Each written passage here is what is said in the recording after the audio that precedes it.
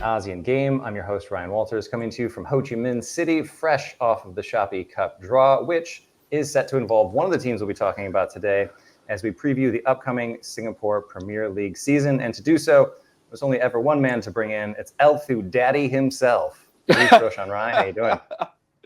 I'm good. I'm surprised you remember that. Elthu Daddy. Yeah, well, thank you very much for the introduction. It was very nice, Ryan, and good to see you as well. The vest has to go everywhere now, right? Oh, I still have it. I was in China recently, and I brought it along with me just in case. And how many people recognized you out on the street as Elthu Daddy? Yeah, like no one, just the guy in the mirror. Well, hey, that's somebody. That's who we need in life to have our back, is the guy in the mirror. If you're not getting any of this, then you need to be following Roshan on Insta, because during the Asian Cup, he coined... I'll let you explain it. Where did this come from? Well, we were at the Al Tumama Stadium, and I was just playing a little bit of a joke. I was dressed up in the official AFC Asian Cup commentator's outfit. Nice vest on, I thought. And I just went with Altu Daddy. Like, Altu Mama, Altu Daddy. The fact that I have to explain it kind of like defeats the purpose, really. But yeah. I found the best jokes are the ones that you have to explain. People love it. It's like that's every comedian talks about, the setup, building anticipation, the punchline, and then explaining it. That's the four steps of every joke. We will move on from that. Something else that has 4 steps. There's the transition that we needed. We're here talking about the SPL, and it is going to be a quadruple round robin this year. There are 9 teams playing in it, and there'll be 32 matches, 16 home, 16 away. And the Singapore Cup will be played concurrently, starting from January 2025 with the final in May, because apparently everybody in global football wants every single final in the world to be happening in May. I have feelings about it. We'll leave it for now. So this is a competition that we'll be talking a lot about in the coming months. And like I said, I am here in Ho Chi Minh for the draw. So with the Shopee Cup coming, is that plus ACL2 and all of the other campaigns, League, Cup, everything else, is this too much for SPL sides, or does it give them kind of much needed international exposure? I don't think it's too much. I think they definitely need that international exposure. I think the only team that's really affected by this for this season, I think the Lion City Sailors will be playing in the Shopee Cup and ACL2. I'm not quite sure if Tampines are going to end up having any sort of continental football to look forward to, BG Tampines Rovers, but it's only Lion City Sailors, and they've got the resources to build a squad to try and attack on all those 4 fronts, including the League and the Singapore Cup eventually. So it's good, I think, for Singapore football, for Singaporean sides to get this sort of exposure, because it's not enough, I think, for them to just play in the local league. So yeah, I think it's good for the game here. Yeah, and you were talking about playing in the league there, and it's one of the interesting ones. There's always an interesting wrinkle in there. Brunei DPMM, they won't be a part of Shopee Cup because they play as part of the Singapore League, so they weren't able to qualify. But talking about them, one of the things that I'm looking forward to, and you and I have talked about this before, one of the things I'm looking forward to with SPL this year is that they're going to be able to have home games. So we'll have a proper away day. And how much do you think that that's going to add to the league of you've got to drive, you can't just drive 15 minutes and be at the next stadium. Yes. It's an away day, Yeah. How much do you think that'll add to the league this year? Yeah, a long trip in Singapore is about 45 minutes or so, and then you're like, wow, that was really, really a long trip.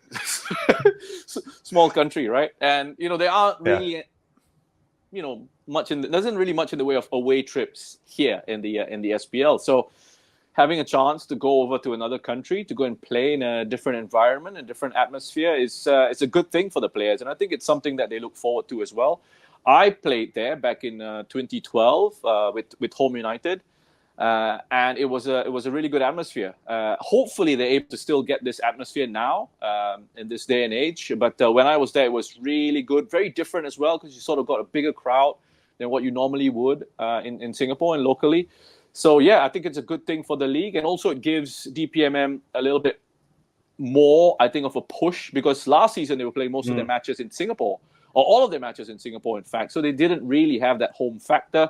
They didn't do too well. So we get a chance to see them sort of now maybe turning their home ground into a little bit of a fortress. So we'll have to see what happens there, and whether they're really able to make the most of it. Yeah, it's an interesting wrinkle that's added in, and personally, I'd like to see both of the leagues just combine. And obviously, I'm an MLS boy. I grew up with MLS. They're not getting any love from me these days. But anyway, it's Canada and the US combined, and it's super fun. And it'd be really great to see Brunei and Singapore do that more. But this is what we've got for now, and I think that will be really fun. And one of the other things that's really fun about Singaporean football, I was talking about this at the Ho Chi Minh City game I went to recently, actually. Yeah. There was football in a mall. That was a thing that we had, but that's not going to happen this year. For shame. Our Tampines hub is not going to host any games this year.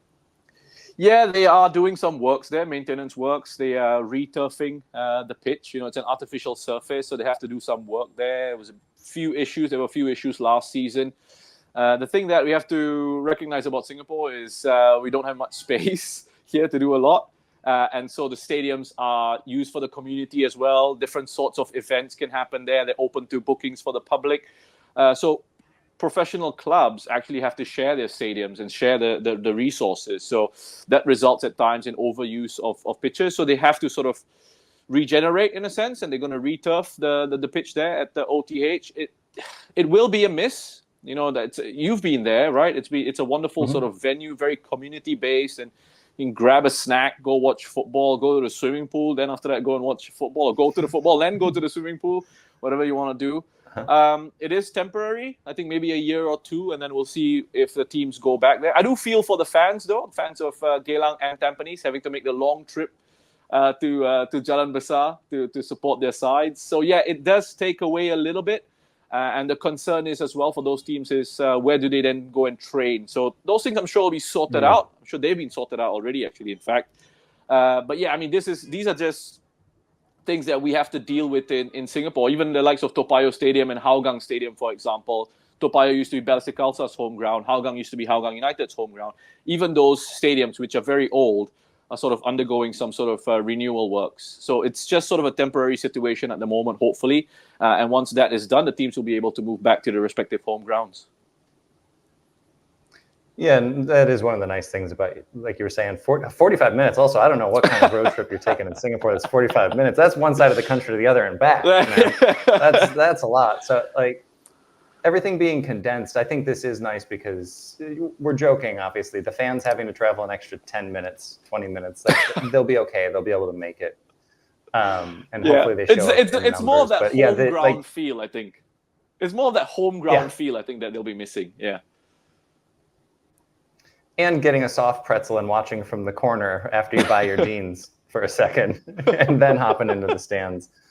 The day that I went, they were showing a movie like out in the concourse. Yes. And then you just turned around and looked through the gate, and then there's just a live professional football match happening. It was amazing. Yeah. I loved it. Hopefully we'll be able to get that back. Yeah, in fact, you've got people who don't even buy match tickets, right? At our Tampines hub, they just you can watch the game from the library. You can watch from one of the corners of the ground and actually have a look, which I think is one of the reasons why that stadium is probably not been licensed to host AFC matches. Because you can't really control people watching. Yeah, so yeah, I mean, it's uniquely Singaporean, I would say. Exactly. So hopefully we'll get it back. But I think, everybody going to the game intending to be there as opposed to just going out to, pick up a new shirt or some cologne or something and then being like, oh, there's football. But that is a nice part of it as well. I'm talking myself back into it. I'll stop spiraling. Let's talk about the foreign player quota instead. Yeah. This one I think is really interesting because it's up to 9 foreigners now, which is a massive number for an Asian league, including 3 U21 players. The stipulation here is that you must field at least 5 local players on match day, which even that's not a super high number. And there's no more U23 rule. So are these the right moves? And how do you feel about this change? The removal of the under-23 rule, I think that's a good thing. We had it previously, it was 3, and then it moved to 1 last year, and then now it's not there anymore. I think it's a good thing. The additional 3 foreigners, you mentioned 9, so it's 6 plus 3, 3 under-21s that you can register as part of your squad overall. And you're right to say you have to start at least 5 locals. And then with the mix of these 6 foreigners, I think it's got to be 4 plus 1 AFC plus 1 under-21 player. So there are different sort of formulas with that, but you have to have at least 5 local players starting.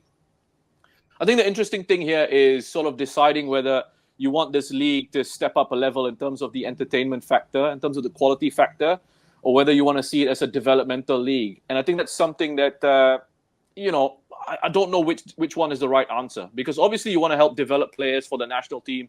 You want players to come through and use the SPL as sort of a stepping stone, in a sense, to go and play in higher level leagues, whether it's in Thailand, whether it's in Japan, Korea, Europe, whatever it is. So you sort of try and find that it's a little bit of a balancing act. You try and find that balance between having a league that's entertaining, having a league that has an increase in quality, and then still giving an opportunity to sort of local players. And also you want to help local teams compete on the continental level. So the changes in the foreign rulings, I think, bring Singapore football and the clubs in line with what the AFC is trying to do. And then explains a switch in the calendar as well, going from, for this year, it's May to May, just so they can turn it around and then go from August or something to whatever it is, May the next year or whatever it is like that. So I think they have to make these changes to sort of stay relevant and to give Singaporean clubs an opportunity at the continental level as well, and also to try and increase the quality and entertainment value of the league. Yeah, I wholeheartedly agree. I think especially when we're talking about 9 teams, and Singapore is not a massive country, so I think the more that you can get people fighting for those spots within those squads, I think that's going to be a better thing. And I think, like you say, removing the U23 rule, which I don't fully know how I feel about the U23 rule. I like it in theory that you've got to get players like that, because especially when I was in Korea with Jung Sang-bin, he doesn't play for Suwon if he doesn't have that rule. And now he's gone on to be a very solid player. So I'm half and half on it, but without it, you have to earn your spot in the starting 11. And I think this is a very similar thing, increasing the foreigner quota. And like you say, especially the teams that are playing intercontinental football, it's really helpful to just be able to pull from every resource that you can. So I think it's going to be an interesting look to the league.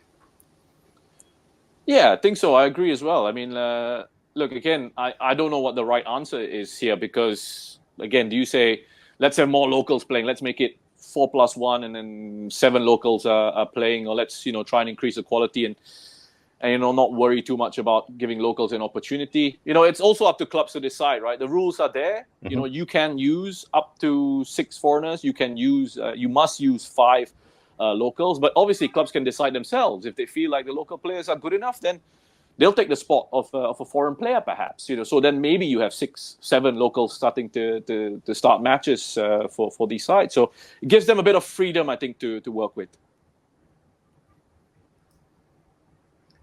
Yeah, and like you say, I think leaving it more up to clubs is always going to be a good thing, and how they want to do it. And no, I was almost going to praise Hwang Sun-hong, but I won't do that. I won't do that. But his Pohang side famously won without any foreigners in 2013, which was a different world, which is where his football brain still is. But I won't go on my Hwang Sun-hong rant today, because we're not talking about that. Just keep him out of SPL, for crying out loud. Don't let him into this league. I like it how it is. Don't bring... Anyway, let's talk about the upcoming season. I'll hop off of that soapbox. So the season's set to start this coming weekend.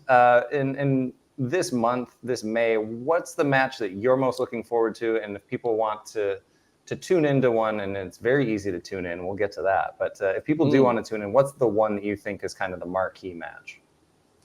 Oh, well, I think actually there are 2 matches I'd be looking forward to this month. One is this Sunday, 12th of... What's the date today? I don't know, 12th of May, I think this coming Sunday, 12th of May, I think. Sorry if I've dated this, but yeah, that's between BG Tampines Rovers and Albrechts Niigata, the defending champions. Albrechts Niigata this season are a local side, so it's not a fully Japanese squad with certain local players. It's now a majority local Singaporean players. They want to be able to compete in AFC competitions going forward as well. So that's why they've made the change. It's going to be interesting. It's the beginning of a new era for a club side that have dominated Singapore football for a while now. They've been winning titles on a regular basis. And so now it's going to be the beginning of that new era. It's going to be interesting to see how they actually get on this season. And they come up against BG Tampines Rovers, who have a tie-up with BG, Batam United, a club that you'll be familiar with as well, Ryan, having spent some time around them. And so, yeah, they've taken on that name, and they look strong as well. They brought in Seya Kunori, who formerly was with Albrecht Negata, to link up with Kapitovic up front. So there's a lot of talent in this side. They play some very good football, Tampines Rovers, under their coach, Gavin Lee, very promising young Singaporean coach. And so that'd be one I'd be looking out for. And then the other one is a week after, on match day 2. That's the Eastern Derby. That is currently the only proper, longest running derby, I would say, in Singapore football at the moment. That's between Geylang International and Tampines Rovers. Those can get a little bit fiery. And so I'd be keeping an eye out on that one as well. Yeah, and I'm still getting used to BG being a part of everything going on down there, but they do make good kits. Like, they do look really good as well. So, and obviously a big fan of all things BG. Let's go. No, I won't be that much of a corporate shill. Good Lord, let's go, Ryan. The breakout star. Who are you looking forward to? And I think this is one. This is a really interesting one because, this is what I really like about SPL as well, is that it's a breeding ground for young talent. And I think that there have been a lot of good stars that have come through. So who do you think might be that player this year? It's really tough when you have to look across the league and there's so many sort of young, talented players that you want to sort of highlight, right? And say, he's going to be the breakout star. It's going to be, we could be here for a long while. So it was tough, but I think I've picked 16-year-old Nathan Mao from Lion City Sailors. He got 3 appearances in the league last season. I think 1 was a start, but then he made 4 appearances in their Cup campaign, which they actually went on to win their first Singapore Cup ever in the short history of the club. So I'd probably be looking at him potentially having a breakout season. We'll have to see what happens there. Somewhere else across the league, perhaps Itsuki Inomoto, who's a Japanese signing for the Young Lions.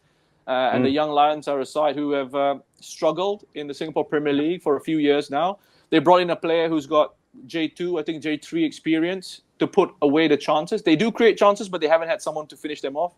And him coming in, I think, could help give them a big boost. So probably those 2 players, but in terms of real breakout star, 16 years old, I mean, it's kind of difficult to argue against Nathan Mao potentially having even more of an impact this season.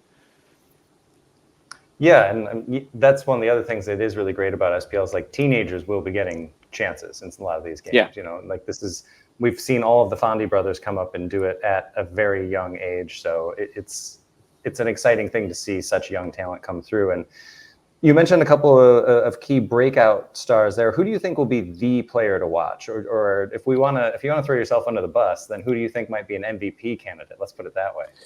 I'm excited to actually see Bart Remsela again from the Lion City Sailors, just because they're a club who are able to bring this sort of talent in. Remsela was playing for Utrecht in the Eredivisie. He was playing at a really good level. That's a top flight of Dutch football, a former PSV player as well. So he's 27, going to be 28, I think, in June, coming into the SPL at a very good age. So he's still able to contribute. I was watching him in the Singapore Community Shield last weekend. He looked so mobile. He was a class apart, just really intelligent with his play, linking things in attack for them.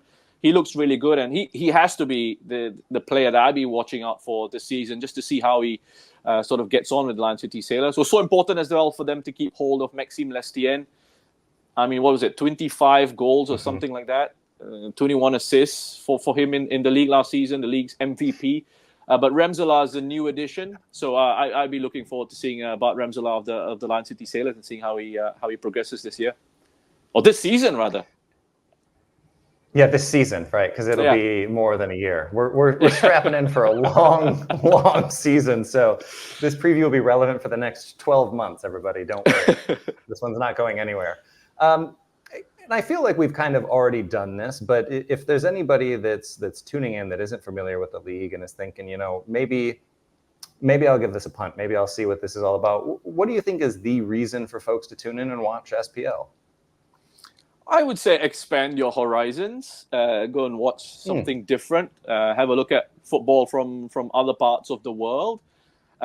It's free. It's available on the SPL Singapore Premier League's YouTube channel. So you just need to go on YouTube, type in Singapore Premier League, voila, it's there, and you get some decent English commentary on it. And I think you get to look at some you get to look you get to look at some pretty good players. And enjoy it. I think enjoy the stories. Obviously, don't watch it and expect it to be the English Premier League or European football or the J League or the K League. But if you take it for what it is, if you actually watch it for what it is, I think you'll find that you'll be entertained by some of the football, some of the matches, because there are lots of goals in this league. Lots and lots and lots of goals. So you'll see a lot of attacking football. Sometimes the defending is not up to scratch, but hey, you get lots of goals to enjoy. So that's, again, I've given you I don't know how many reasons that is, but it's more than one. And I don't meet a ton of overly humble professional footballers. The comms are great. Don't let Roshan fool you. He's the one on comms very often. When you're not doing J League and ACL and all of the other things. So, I mean, but really it is one where it's just a fun thing to have on, especially if you're here in Asia and you're watching. The time zone is obviously very friendly. You pop it on YouTube. You've got English commentary. Like it's got a lot going for it. And the game I went to last year, I think finished 5-4 in a mall. I mean, come on. Yeah. I mean, are you not entertained? Yeah. Also, I think it's a if fun you're watching it. Yeah, also, I think if you're watching it on YouTube, you actually get to comment live and you get to read some of the other comments that are going through. So if you find that sort of stuff entertaining, like the trolls and stuff like that, that's another bit of entertainment for you. Starting strong with the preview, we're ending with encouraging trolls on the internet. Oh, okay. Hey, it's all part and parcel of the digital age, my friend. Just accept it. Just go along with it. Don't let it affect you too much. Well, I guess now we know you're reading the comments as they're coming in while you're calling the game. So if you no, not at all. Please interact, believe me. I don't interact at all. No, please believe me. And even if they were coming in and they're not very good or they're not very kind, it really doesn't matter. It really doesn't matter at all. No, that's the beauty of it. It's just an echo chamber where you get to shout. And anyway, we're not going to talk about what the internet is. Anyway, for folks that are wanting to tune in, we're gonna edit this bit out, right? We're going to edit this bit out. Nope, this is staying. No, this is staying in. If I get to talk to James about his cats last week, then we're doing the internet spiral this week. This is what the people are tuning in for. They think it's football, and it's actually just me going on random rants about things. Do please send cat photos to @Mr. No, don't. Actually, do it. @Mr. Ryan Walters. Send the cat photos. They're great. I'm going to stop myself from talking and say that's it for this edition of the ASEAN game. Roshan, thanks so much, as always, for coming on and previewing what I do. I think this is going to be a really fun season for the league. I think it's one that folks should tune into. It's a really good one, and we'll obviously touch base multiple times because, yes, this is a 12-month campaign. So we'll touch base again soon to talk about this and the Shopee Cup. But thanks, as always, for stopping by. Hey, I have enjoyed it as always. Thank you so much for taking the time to speak to me. And yes, it's going to be a very interesting league season with all those changes. So I'm personally looking forward to it. And hopefully, if you're listening in, you'll be interested in tuning into the league as well. Come and join us. It's all sorts of fun. But from Saigon, it's bye for now.